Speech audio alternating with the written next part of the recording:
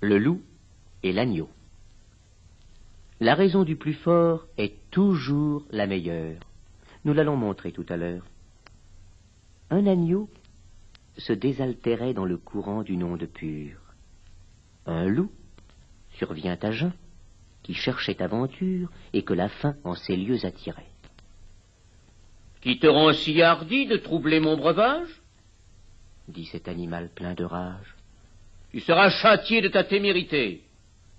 Sire, répond l'agneau, que votre majesté ne se mette pas en colère, mais plutôt qu'elle considère que je me vas désaltérant dans le courant plus de 20 pas au-dessous d'elle, et que par conséquent, en aucune façon, je ne puis troubler sa boisson.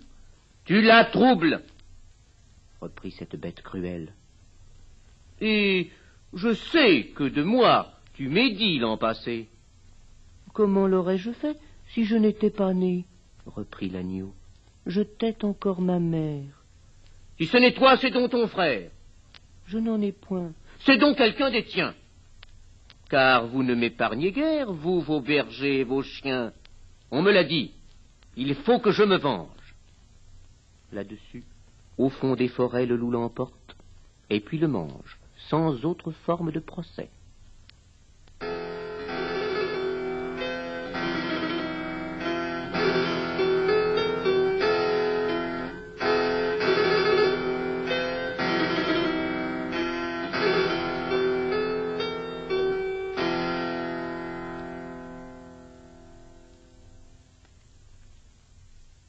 Le lièvre et la tortue. Rien ne sert de courir, il faut partir à point. Le lièvre et la tortue en sont un témoignage. Gageons, dit celle-ci, que vous n'atteindrez point sitôt que moi ce but. Sitôt? Êtes-vous sage? Répartit l'animal léger. Ma commère, il vous faut purger avec 4 grains d'ailes les bords. Sage ou non, je parie encore. Ainsi fut fait, et de tous deux, on mit près du but les enjeux. Savoir quoi, ce n'est pas l'affaire, ni de quel juge l'on convainc. Notre lièvre n'avait que 4 pas à faire. J'entends de ceux qu'il fait lorsque, près d'être atteint, il s'éloigne des chiens, les renvoie aux calendes et leur fait arpenter les landes. Ayant, dis-je, du temps de reste pour brouter, pour dormir et pour écouter d'où vient le vent, il laisse la tortue aller son train de sénateur. Elle part, elle s'évertue, elle se hâte avec lenteur. Lui, cependant, méprise une telle victoire, tient la gageure à peu de gloire, croit qu'il va de son honneur de partir tard. Il broute, il se repose, il s'amuse à toute autre chose qu'à la gageure. À la fin, quand il vit que l'autre touchait presque au bout de la carrière, il partit comme un trait. Mais les élans qu'il fit furent vains. La tortue arriva la première. « Eh bien, lui cria-t-elle, avais-je pas raison? De quoi vous sert votre vitesse? Moi, l'emporter. Et que serait-ce si vous portiez une maison? »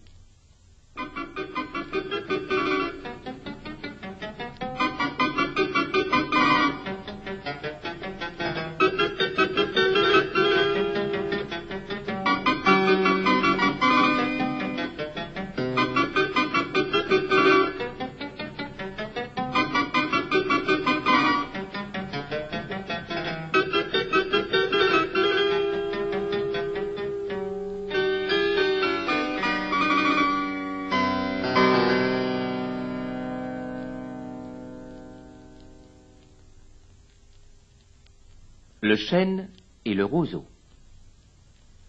Le chêne, un jour, dit au roseau. Vous avez bien sujet d'accuser la nature. Un roitelet, pour vous, est un pesant fardeau.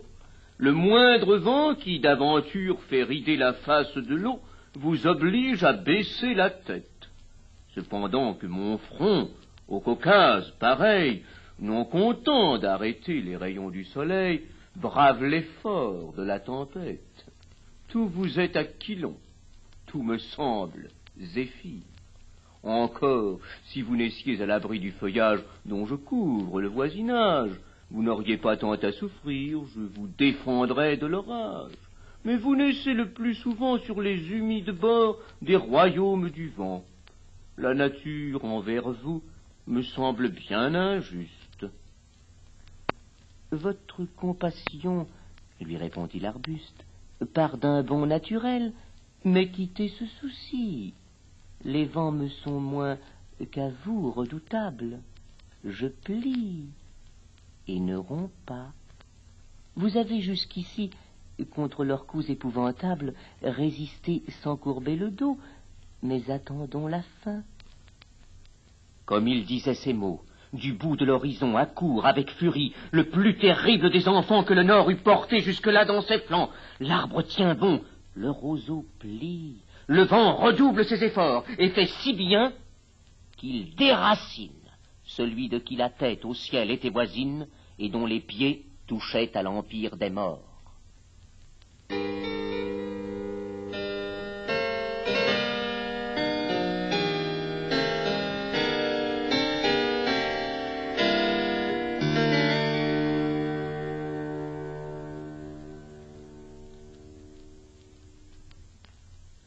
Le corbeau et le renard.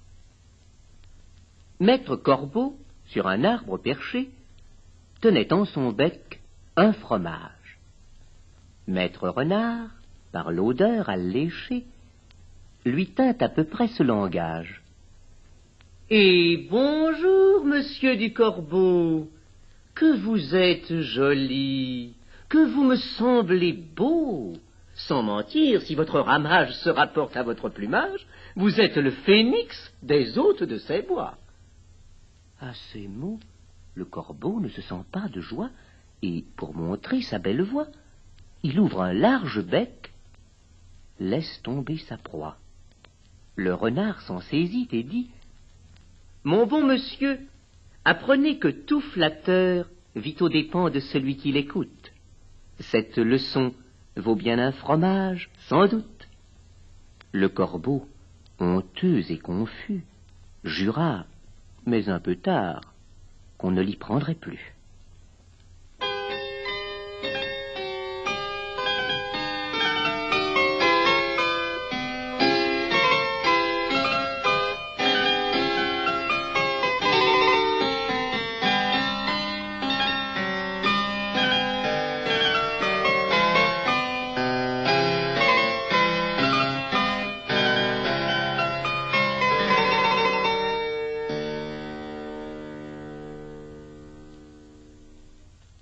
La grenouille qui veut se faire aussi grosse que le bœuf. Une grenouille vit un bœuf qui lui sembla de belle taille. Elle qui n'était pas grosse en tout comme un œuf, envieuse, s'étend et s'enfle et se travaille pour égaler l'animal en grosseur, disant « Regardez bien, ma sœur, est-ce assez? Dites-moi, n'y suis-je point encore? Nenni. M'y voici donc. Point du tout. M'y voilà. Vous n'en approchez point. » La chétive pécore s'enfla si bien qu'elle creva. Le monde est plein de gens qui ne sont pas plus sages. Tout bourgeois veut bâtir comme les grands seigneurs, tout petit prince a des ambassadeurs, tout marquis veut avoir des pages.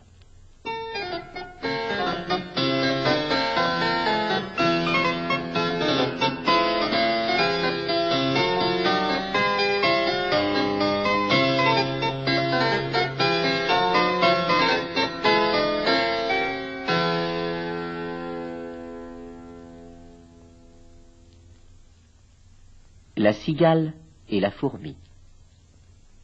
La cigale, ayant chanté tout l'été, se trouva fort dépourvue quand la bise fut venue. Pas un seul petit morceau de mouche ou de vermisseau. Elle alla, crier famine, chez la fourmi sa voisine, la priant de lui prêter quelques grains pour subsister jusqu'à la saison nouvelle. « Je vous paierai, lui dit-elle, avant l'août, foin d'animal, intérêt principal. La fourmi n'est pas prêteuse, c'est là son moindre défaut. « Que faisiez-vous au temps chaud ?» dit-elle à cette emprunteuse. « Nuit et jour, à tout venant, je chantais, ne vous déplaise. » « Vous chantiez, j'en suis fort aise. Eh bien, dansez maintenant. »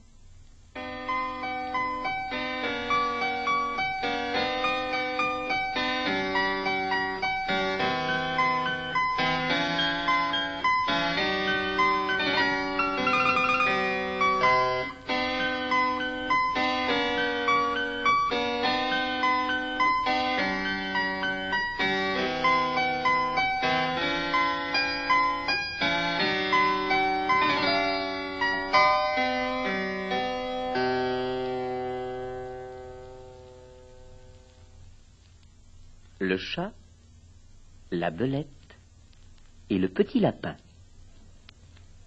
Du palais d'un jeune lapin, Dame Belette un beau matin s'empara. C'est une rusée. Le maître étant absent, ce lui fut chose aisée. Elle porta chez lui ses pénates un jour qu'il était allé faire à l'aurore sa cour, parmi le thym et la rosée. Après qu'il eut brouté, trotté, fait tous ses tours, Jeannot Lapin retourne au souterrain séjour. La belette avait mis le nez à la fenêtre. « Oh, dieux hospitaliers, que vois-je ici paraître ?» dit l'animal chassé du paternel logis. « Oh là, madame la belette, que l'on déloge sans trompette ou je vais avertir tous les rats du pays. » La dame au nez pointu répondit que la terre était au premier occupant. C'était un beau sujet de guerre qu'un logis où lui-même il n'entrait qu'en rampant. « Et quand ce serait un royaume, je voudrais bien savoir, dit-elle, quelle loi on a pour toujours fait l'octroi à Jean, fils ou neveu de Pierre ou de Guillaume, plutôt qu'à Paul, plutôt qu'à moi. » Jean Lapin allégua la coutume et l'usage. Ce sont, dit-il, leurs lois qui m'ont de ce logis rendu maître et seigneur, et qui, de père en fils, l'ont de Pierre à Simon, puis à moi, Jean, transmis. Le premier occupant, est-ce une loi plus sage? Or bien, sans crier davantage, rapportons-nous, dit-elle, à Raminagrobis. C'était un chat, vivant comme un dévot termite. Un chat, faisant la chatte-mite. Un saint homme de chat, bien fourré, gros et gras. Arbitre expert sur tous les cas. Jean Lapin pour juge l'agré. Les voilà tous deux arrivés devant sa majesté fourrée. Grippeminot leur dit: « Mes enfants, approchez, approchez, je suis sourd. Les uns en sont la cause. » L'un et l'autre approcha, ne craignant nulle chose. Aussitôt qu'à portée il vit les contestants, Grippeminot, le bon apôtre, jetant des deux côtés la griffe en même temps, mit les plaideurs d'accord en croquant l'un et l'autre. Ceci ressemble fort au débat qu'ont parfois, se rapportant au roi.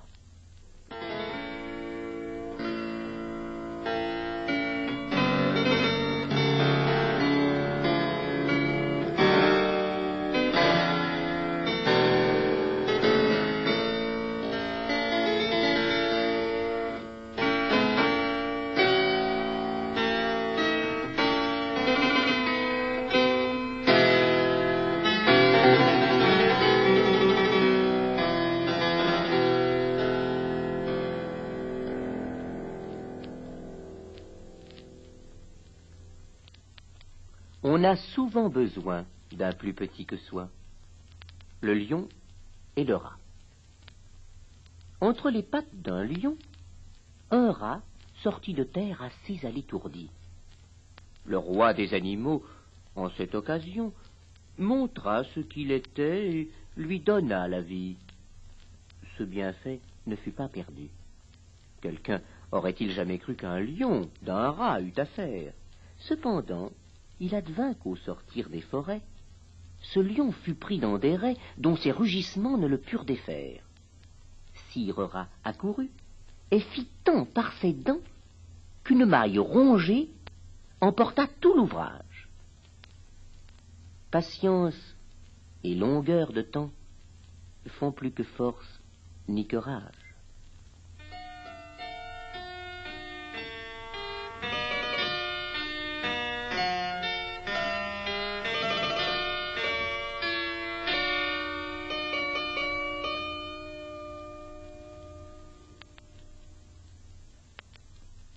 Le laboureur et ses enfants.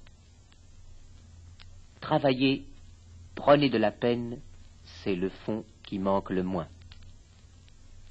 Un riche laboureur, sentant sa mort prochaine, fit venir ses enfants, leur parla sans témoin. « Gardez-vous, leur dit-il, de vendre l'héritage que nous ont laissé nos parents. Un trésor est caché dedans.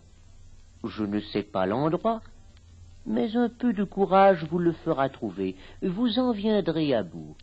Remuez votre champ dès qu'on aura fait l'outre, creusez, fouillez, bêchez, ne laissez nulle place où la main ne passe et repasse. Le père mort, les fils vous retournent le champ, de ça, de là, partout.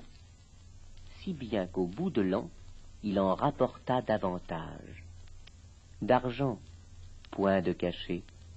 Mais le père fut sage de leur montrer, avant sa mort, que le travail est un trésor.